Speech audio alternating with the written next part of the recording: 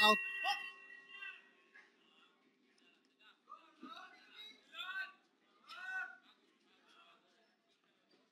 Sulit yung katawan ng laban ni The Nightmare.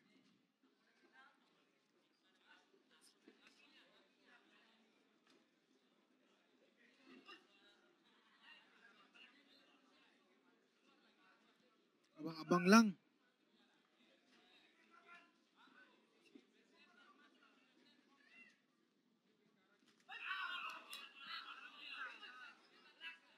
Peak coming from Marlon Tapales.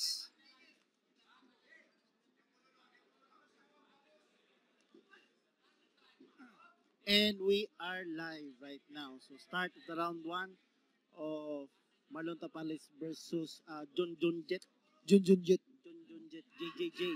JJJ, Triple J. Triple J. So we have not just Triple J but Triple J in boxing. So this Tignan mo katawan nung si Triple J partner. yes, Sobrang solid. very solid. Tsaka taas din ng John knockout Jet. ratio niya partner. Yes, he has an 80% knockout ratio. So watch out to our Indonesian Hindi talaga boxing fans right there. Sobrang kumpensa eh.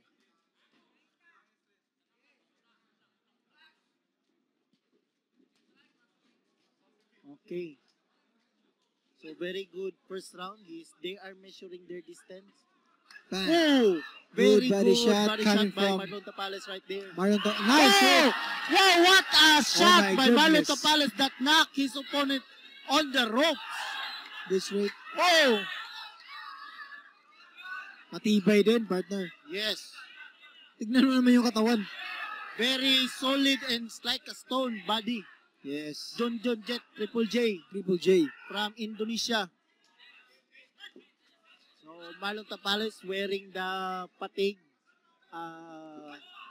Good straight coming short, from Marlon Tapales. while Triple J is wearing a white with multicolor black trunks. Okay. Also, Marlon Tapales is wearing a Fuego boxing shoes, especially made for him. And John Jet is using Hyper Hyper KO KO. 2. Oh! Very slick by Marlon Tapales. But he Bilis must ng not counter. compliance with the power and the size of his opponent. 10 seconds. 10 seconds. The cuts and insertions of the body of John Jet is like a bodybuilder in a way.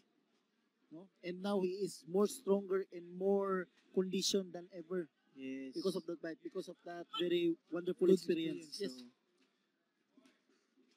good straight Marlon coming from Jet G. John Jet, Junjun Jet. Triple J. Triple J. Wow. Nice name. So what I see from Marlon Tapales is like Alexander Usyk. The feint I think, on how yeah. to enter a much larger opponent. That's what I see.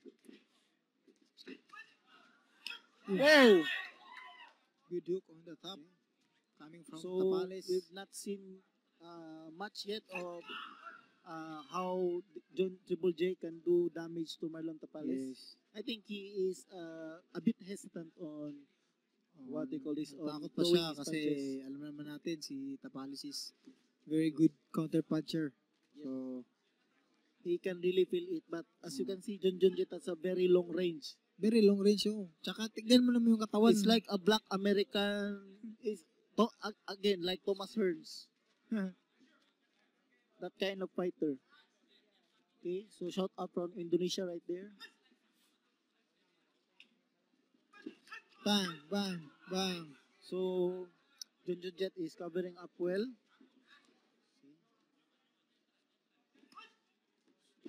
So what a good counter there to counter the jab of Triple J.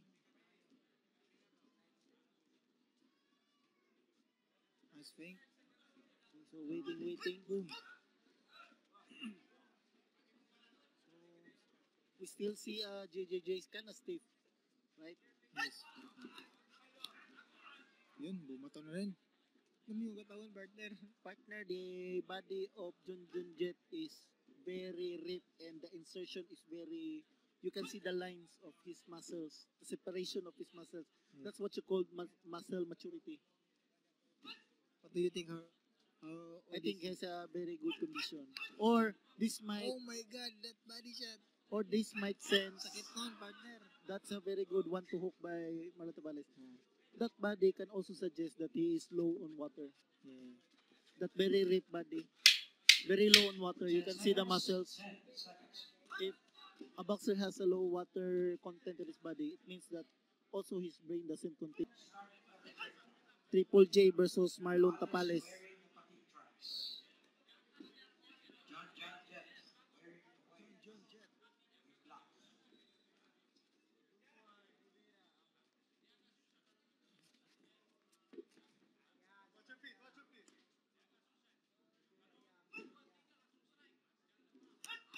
Oh, very good. Wow, Nice.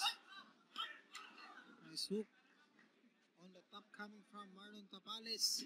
very good combination, body, then head. Up and down combination by Marlon Nag-hesitate Tapales. pa rin si John Jet. Yes, no? that's a very correct word. We can see here in the ringside that John Jet is kind of hesitant to throw some punches. And when he is hit by clean punches by Marlon Kasi Tapales, sa tingin niya, magaling siguro. he can feel He can feel na the magaling swiftness, counter. the timing, and the power of Marlon. Wow! Just like that! That overcommit, John Jet just overcommits, then Marlon Tapales made him pay. Yes.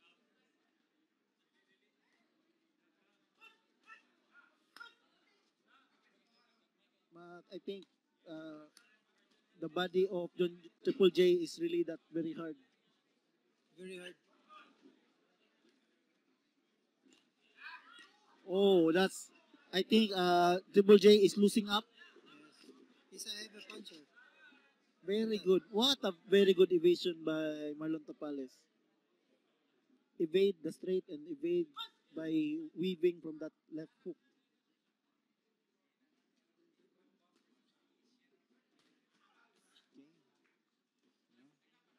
See the limbs, the reach of John Jet is really, whoa, that's very good by Marlon Tapales.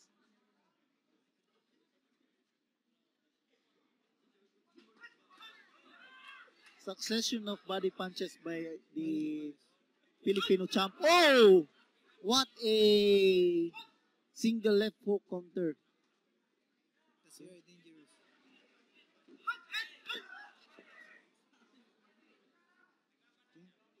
Still, kinda still stiff.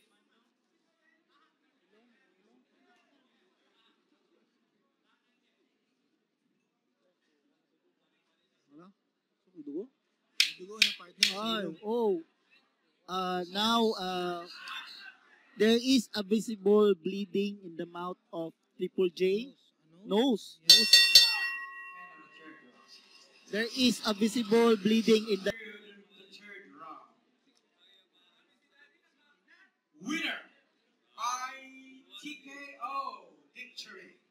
And he is now the WBC International Silver Junior Featherweight Champion Marlon the Nightmare Tapales.